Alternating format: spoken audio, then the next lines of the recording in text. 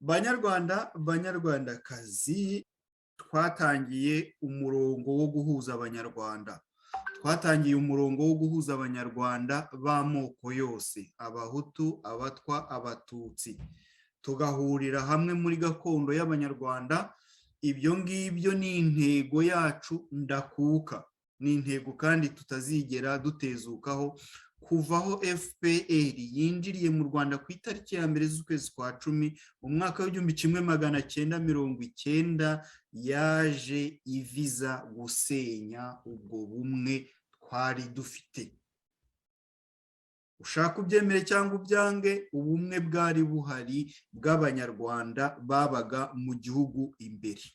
Batutsi, bavandimwe bacu, ngewe nkomoka mu bwoko bw'abatutsi, ntimuzigere na rimwe mukora ikosa ryo kumvira FPR ngo mugirire nabi abahutu bagenzi banyu.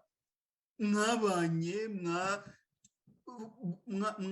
mwacumbikanye, mwiganye, mwakoperanye ibizami, mwagize mute, mwashyingiranye, mwibanye imyembe, musekurana isombe, mugira mute. Ntimuzigere na rimwe mugwa muri uwo mutego. Ibyo tubivuga kuko twabonye isomo. FPR ni itarigeze ibonera isomo muri biriya bintu.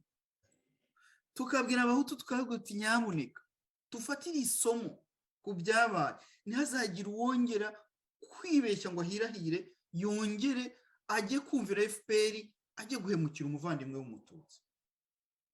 Ntabwo rero tuzananirwa kugirana ikibazo n'umuntu uza ngo batutsi ngo muritondere abahutu, ngo bahutu ngo muritondere abatutsi, ngo ariko ngo uramwemayire ngo buriya wicaranye na padiri ngo yahura na padiri ngo ariko umugira gute.